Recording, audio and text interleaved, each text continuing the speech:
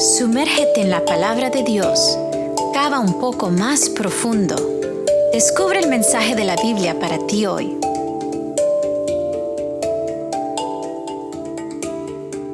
Apreciados amigos, en esta mañana estoy contento de poder compartir nuevamente con ustedes aquí en Profundizar más de la palabra del Señor. Tenemos el tema titulado El Ministerio Sanador de Jesucristo. Por eso comencemos el estudio con una oración. Amante Padre Celestial, te agradecemos, oh Dios, que al abrir tu palabra tú nos permites poder estar juntos y recibir el Espíritu Santo, entender a través de Él lo que tu palabra quiere hacer en nosotros y por nosotros. Rogamos, Dios, que nos acompañes y que nos dirijas. Pedimos todo esto en el nombre de Jesús. Amén. Comencemos entonces este estudio yendo a la experiencia de Cristo al compartir con otras personas acerca del poder de Dios de no solamente sanar la enfermedad, pero fundamentalmente sanar el alma. Porque Cristo, al trabajar en favor de otros, al obrar esas enseñanzas, esas señales poderosas del amor de Dios, como Cristo, Él pasaba más tiempo curando, sanando que inclusive predicando. La vida de Cristo era una vida de servicio, de entrega, de negación. Y a pesar de todas esas experiencias de mostrar el poder de Cristo, de Dios, de transformar y curar de enfermedades, vamos a descubrir que Cristo tenía un propósito doble en sanar las enfermedades. El propósito de Cristo era, sí, sanar la dolencia física, pero sobre todo sanar el problema del corazón, limpiar esa vida de pecado y transformarla por su poder a una vida victoriosa. Comencemos entonces leyendo en el libro de Mateo, el capítulo 9, versículo 1 en adelante. Notemos esa historia que nos va a ilustrar y nos mostrará cómo Cristo sanaba a los enfermos. ¿Qué había detrás de ese poder sanador? Dice allí: habiendo entrado en la barca, Jesús pasó a la otra orilla y llegó a su propia ciudad. Entonces le trajeron un paralítico tendido sobre una camilla, y viendo Jesús la fe de ellos, dijo al paralítico: ten ánimo, hijo, tus pecados te son perdonados. Vemos aquí cómo Cristo entonces regresa a Galilea, a su ciudad, y allí Él recibe la visita de un hombre que es traído por amigos que lo traen a Cristo porque Él era paralítico. Pero Cristo se asombra de la fe de ellos, la fe de estos amigos que traen a este hombre a que sea sanado por Cristo, que sea restaurado por el Señor Jesús.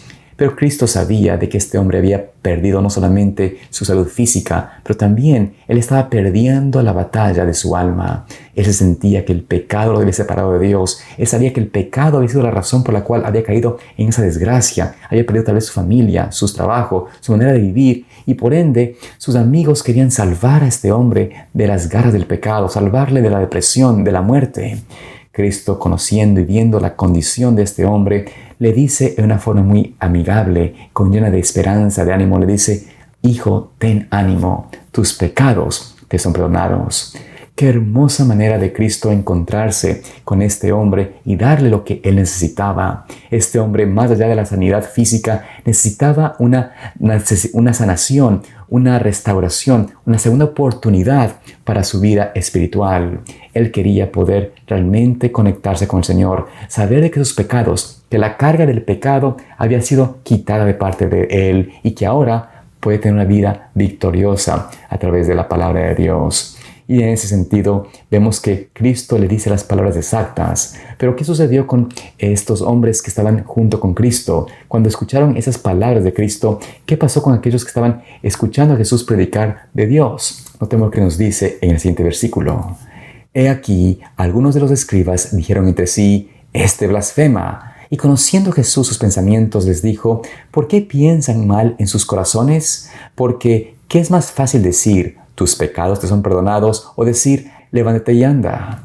Pero para que sepan que el Hijo del Hombre tiene autoridad para perdonar pecados en la tierra, entonces dijo al paralítico: levántate, toma tu camilla y vete a tu casa. Y se levantó y se fue a su casa. Aquí notamos cómo algunos escribas hablan acerca de cómo Cristo blasfema por perdonar los pecados. Estaban presentes allí y entonces en su mente estas personas pensaban de que Jesús no tenía ninguna autoridad, ningún tipo de capacidad de perdonar pecados. Y eso era una blasfemia porque únicamente Dios puede perdonar. Pero obviamente Cristo les dice y les enseña de que Cristo, que Él tiene la autoridad divina para perdonar pecados. Y Cristo tiene realmente doble autoridad, no solamente porque Él es nuestro Creador, nuestro Dios. Él es realmente quien puede y tiene todo derecho como Dios y todopoderoso de perdonar los pecados, pero también Él tiene la autoridad y tiene la experiencia personal de haber entregado su vida por nosotros, de haberse convertido en propiciación por nosotros, para poder entonces, teniendo esa autoridad de haber dado su vida por el pecado, Él puede entonces perdonarnos y redimirnos, salvarnos del pecado, porque su sangre nos limpia, su sangre nos purifica, su sangre nos santifica.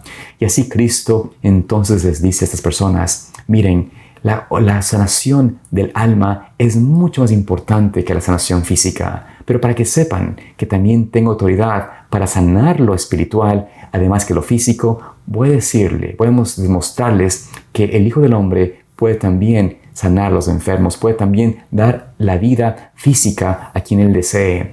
Y por eso le dice a este paralítico: levántate, toma tu camilla y vete a tu casa. Así Cristo sanó esa necesidad espiritual de ser reconciliado con Dios, salvó a esta alma del pecado y por ende también sanó a su cuerpo, a su parte física, de la desgracia del pecado, de la consecuencia del pecado. Permítanme compartir con ustedes una cita que se encuentra en el libro Dios nos cuida, en la página 149. Leemos allí lo siguiente: las palabras pronunciadas por Jesús, tus pecados te son perdonados, tienen un inmenso valor para nosotros. Él dijo: he llevado tus pecados en mi propio cuerpo en la cruz del Calvario. Él ve vuestras aflicciones. Su mano se posa sobre la cabeza de cada alma contrita y Jesús se convierte en nuestro abogado delante del Padre y nuestro Salvador. Aquí vemos cómo Cristo nos dice, nos invita a que podamos confiar en Él, a que al decir a nosotros: tus pecados son perdonados, Él está dispuesto a limpiarnos, a sanarnos, a salvarnos. Él se convierte en nuestro abogado que nos defiende, que nos dice delante del Padre: este me pertenece. Él ha pecado, pero ahora su pecado es borrado. Yo lo perdono los pecados y por ende, Padre, Él está realmente limpio. Y así podemos, por esa justicia de Cristo, tener paz para con Dios. Estamos en esa justificación que Cristo nos da, donde delante del Padre estamos declarados, estamos como personas que nunca han pecado. Qué hermosa experiencia que Cristo nos da, nos permite. Y por eso la sanación del corazón, del alma, es fundamental. Es realmente mayor que la necesidad de la sanación física. Y Cristo en su ministerio, en su obra de redención, traía este mensaje, traía esta experiencia, esta expectativa para las personas que estaban realmente abrumadas por sus pecados. Por eso Cristo realmente es el único que nos redime, que nos salva, que nos puede limpiar y purificar de toda maldad. Pero continuemos leyendo. ¿Qué sucede con aquellos que nosotros conocemos? ¿Cómo también podemos compartir con ellos acerca de esa experiencia que debemos experimentar nosotros mismos? Dice allí en la siguiente parte de la cita: podemos repetir a otros su tierna compasión, a otros que vagan en el laberinto del pecado. Debemos revelar tiernamente a otros la gracia de Cristo que nos ha sido manifestada. El alma se llenará de una gran ternura y compasión por seres humanos que todavía están bajo el control de Satanás.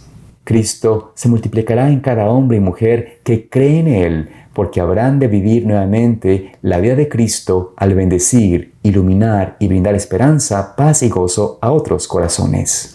Vemos así como entonces experimentar la gracia de Cristo, experimentar el amor de Dios, su perdón, su compasión, hará que también nosotros tengamos ese mismo sentido, esa misma ternura, esa misma compasión con los que están en tinieblas. Cristo quiere que seamos canales de luz, de bendición, que podamos aprender a imitar ese ministerio sanador de Cristo.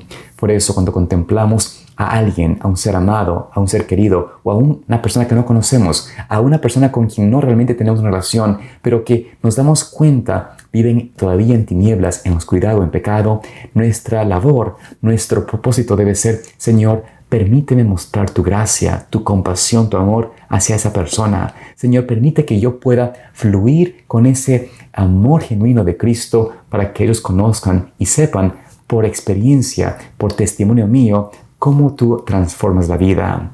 Esto hará realmente que nuestro ministerio hacia los necesitados, hacia los enfermos, hacia los que están en dolor, en tristeza y también en el pecado, será realmente efectivo, porque Cristo será quien refleja su vida, su amor en nosotros. Dios nos permita unirnos a Él, acercarnos a Él para entonces poder reflejar ese amor, brindar ese gozo, esa paz que el mundo tanto necesita.